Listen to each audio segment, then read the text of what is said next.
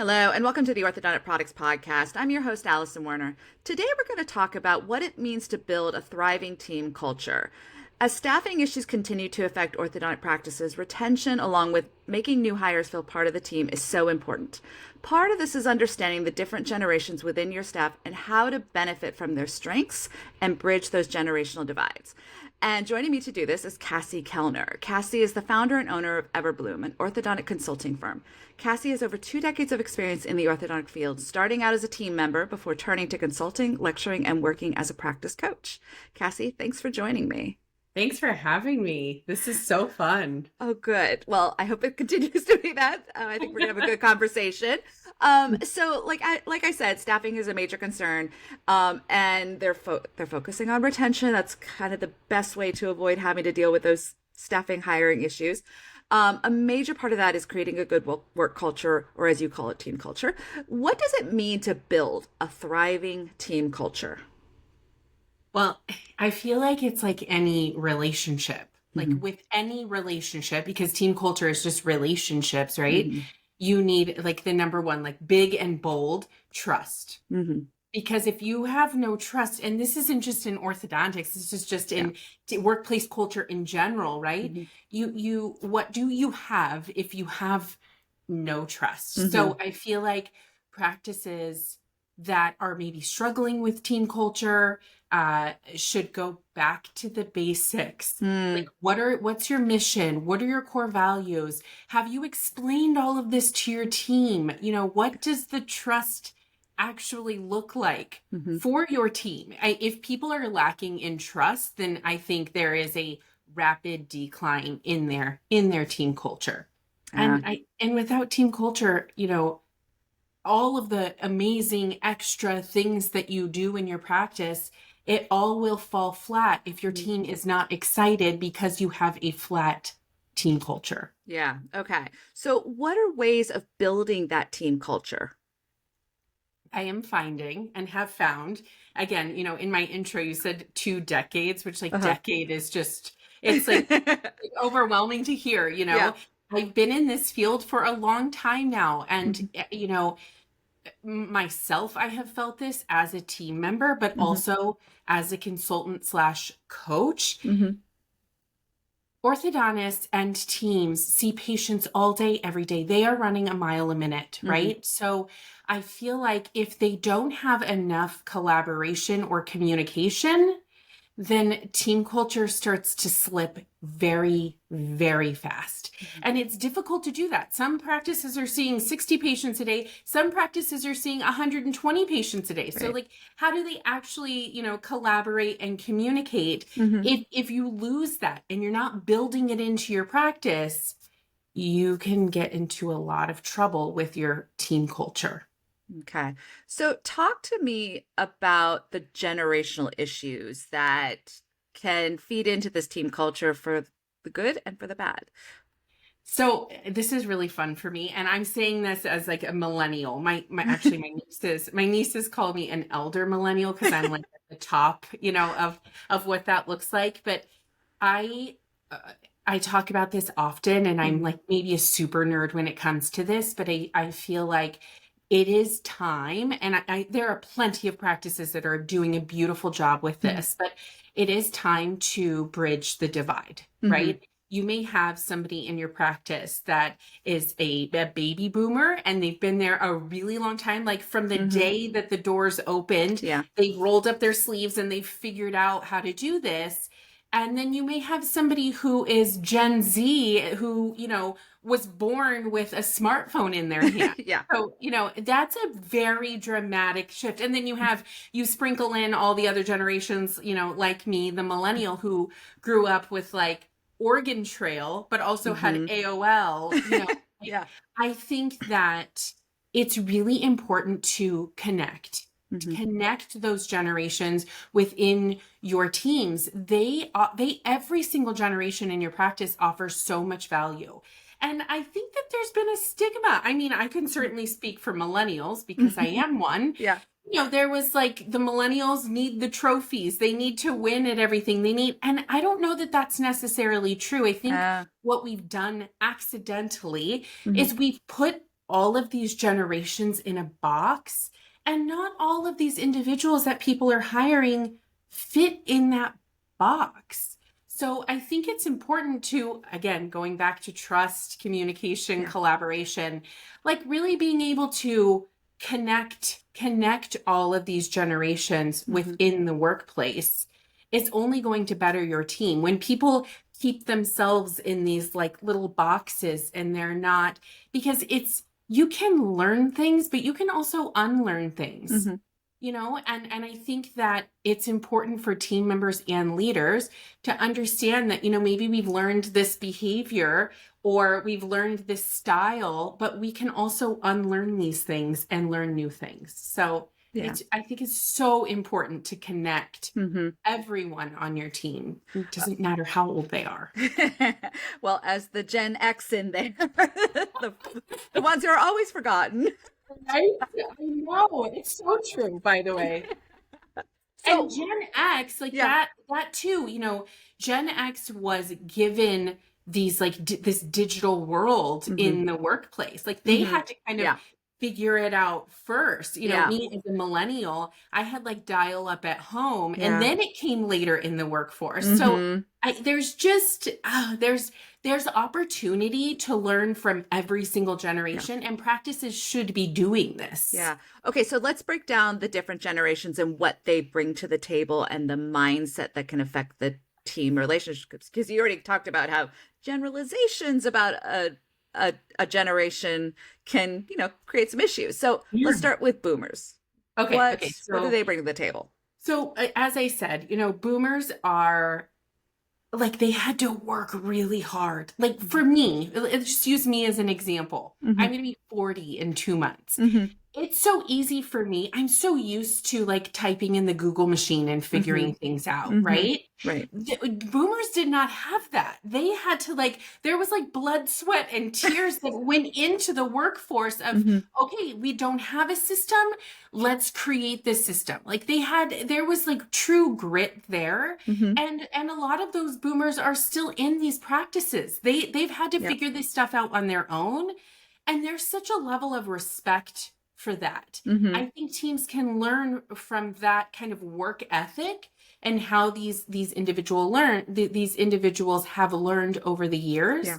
And then you have Gen X. I love that you say you're the forgotten generation because it's true. I mean, people talk about millennials and Gen Z all day long, but Gen X, and by the way, this depends on where you get your information, but Gen X is born from like 1965, give it a year or two, into like 1980, give it a year or two, right? And they are known for being incredibly adaptable. Because they've gone through all of the things, right? They worked closely with the boomers where they had the grit and the work ethic and they had to do it and figure it out on their own. But then they got, you know, the computers, the internet, they got a taste of that. And so they're adaptable and I'm not going to box anything in here because, you know, everybody is different. But they don't necessarily resist change. They're like, okay, we'll try it. Let's just try it, which is huge. You know, and every individual is different. Change management is a whole other topic that we can talk about. But, you know, they don't necessarily resist change. Then you have the millennial. Millennials are like, again, 1981, given a year or two to 96. And so I think millennials, in my opinion, got a bad rap for a myriad of reasons, right? But essentially, you know, millennials value personal growth. They're like, put me in, coach. What can I do? How can I grow? What will that look like?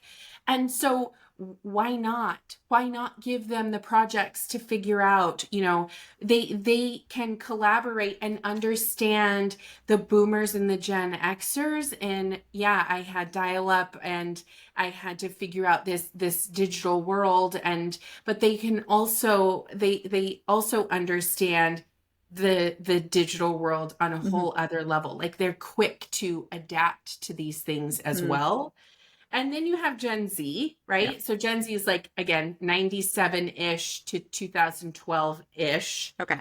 who grew up with a smartphone in their hand. Yeah. Like these people are super, super tech savvy. So, when the whole marketing, just think marketing alone, being able to bridge that gap in that digital platform. But they most grew up with a smartphone in their hand. So when the boomers are taking impressions, Gen Z gets to scan in under 5 minutes, Okay.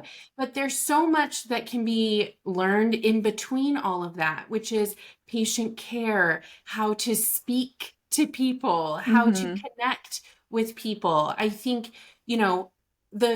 the boomers, the Gen Xers can teach the millennials and the Gen Z a lot more about connection, I think, than and millennials and Gen Z can teach the, boomers and Gen Xers about connection from a digital platform, Okay. right? Yeah. So like you can bridge the gap. And on top of all of that, that's 4 generations in a practice. Yeah. Like that's a lot to take in, Yeah. to handle. And then you have Gen Alpha, which nobody's talking about. Gen Alpha is essentially this year, they're roughly 14 years old. That's coming very quickly for them to work in the workplace. Right. Right. And are you kidding? They are the most fluent in that kind of digital world. So I think it's really I think it's really easy to focus on the negatives, but there is so much positive to bringing in all different generations and connecting them on a whole other level. And I think that practices will benefit if they see the good in all of these individuals and these generations. Yeah.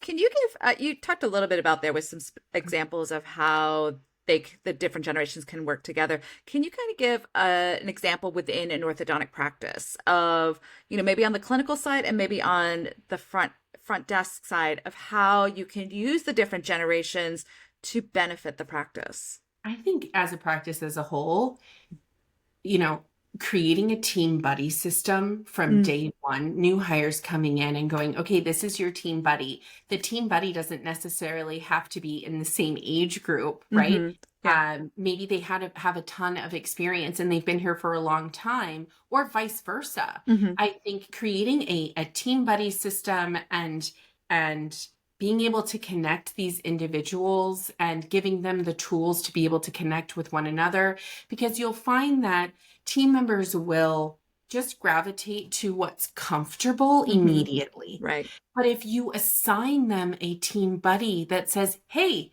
this is where we like to go to lunch. I'm talking even outside of the practice and not even a clinical or admin. Okay. Just as a whole, this is what everybody likes to do. Here's some fun menus. This is what it looks like when we go on a team outing. And then they are able to check in. They're assigned to go to lunch with these individuals.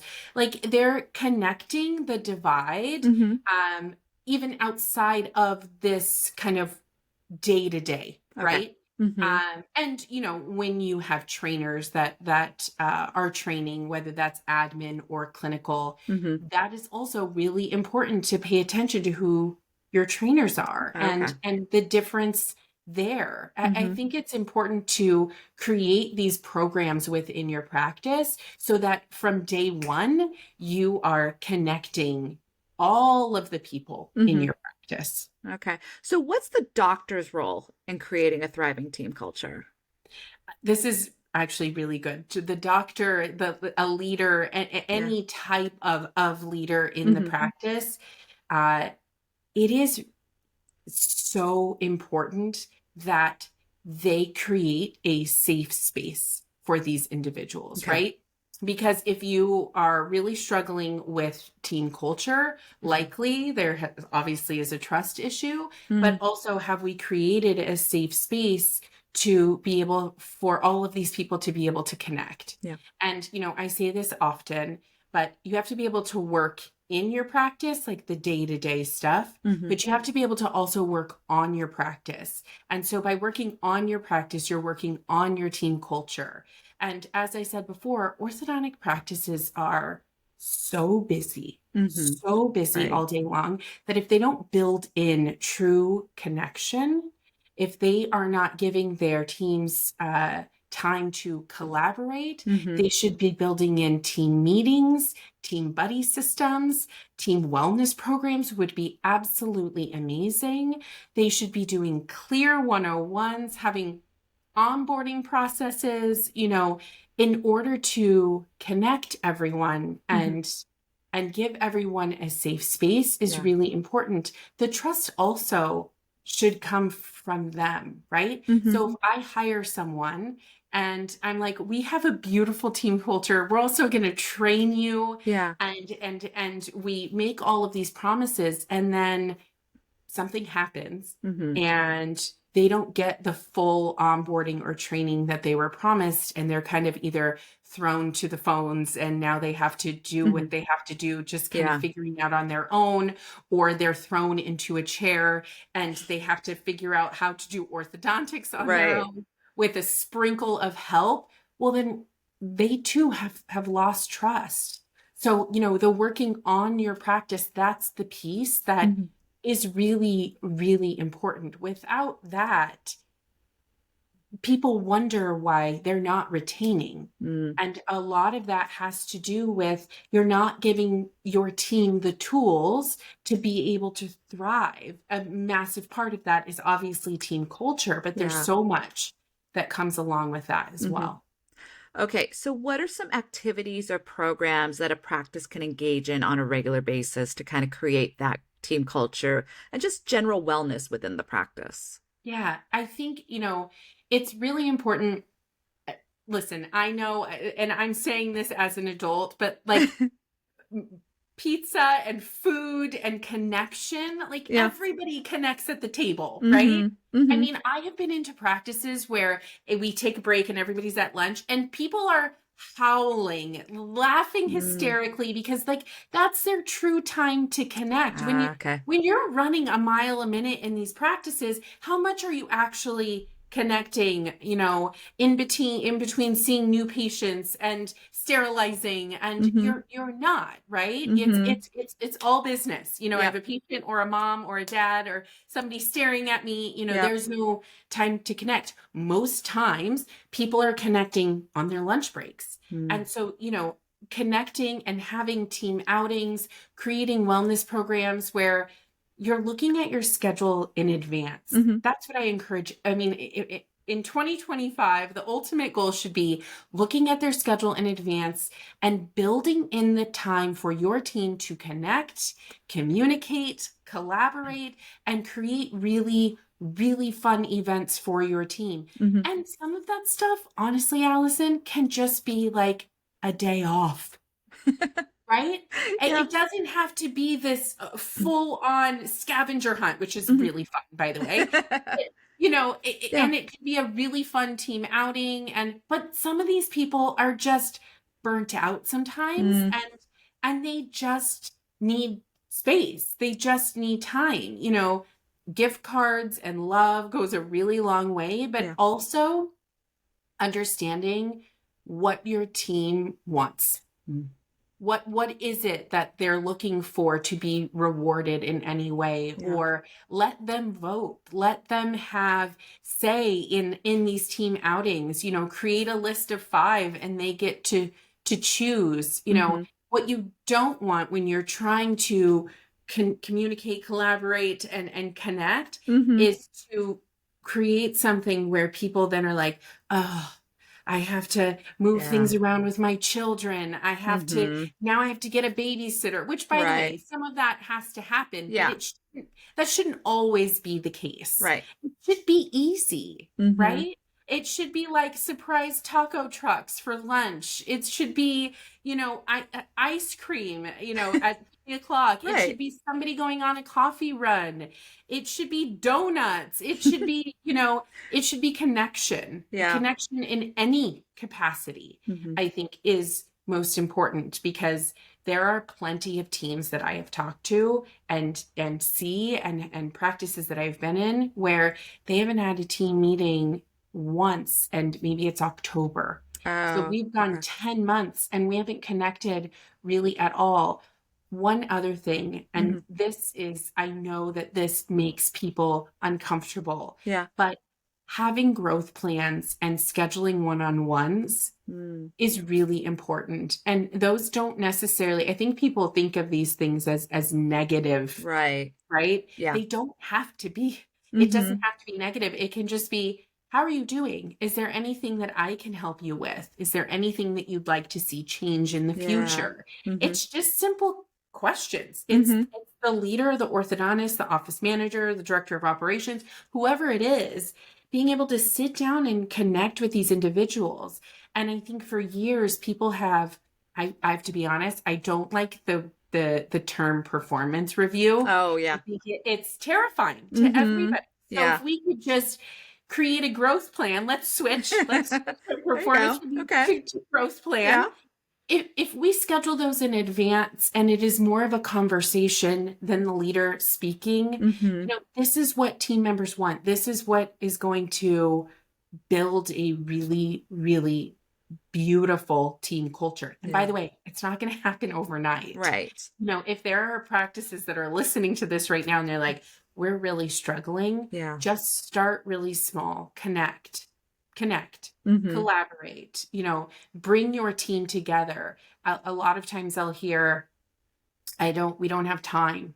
Well, as leaders, it's your job to build that in. Yeah. Look at your schedule going forward and build those things in so that you can actually connect. Mhm. Yeah, absolutely. Well, Cassie, how can people find out more about you or potentially work with you if they're interested? I love that.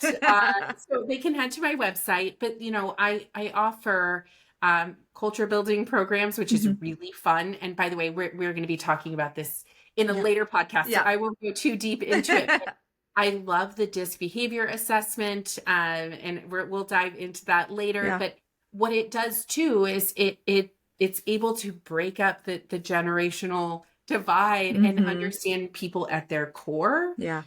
I feel that once people truly understand one another, Hmm. those are the building blocks. So we offer culture building workshops, which is really fun for people to do. Yeah. And it's a fun activity. Hmm. It's also really fun if you're brand new to a team. I've done Okay. it where maybe team members are have been there a really long time and they have two new team members, and those team Mhm. members do none of the things that are coming out of these people's mouths. Like, Right. just be able to connect on a deeper level. Hmm. So yeah, they can go to our website at discovereverbloom.com and find out more about what we offer. Great. Well, as Cassie mentioned, she will be back with us a couple of times this season, offering her insight, and we're going to dive into DISC in a later episode. So definitely tune in for that.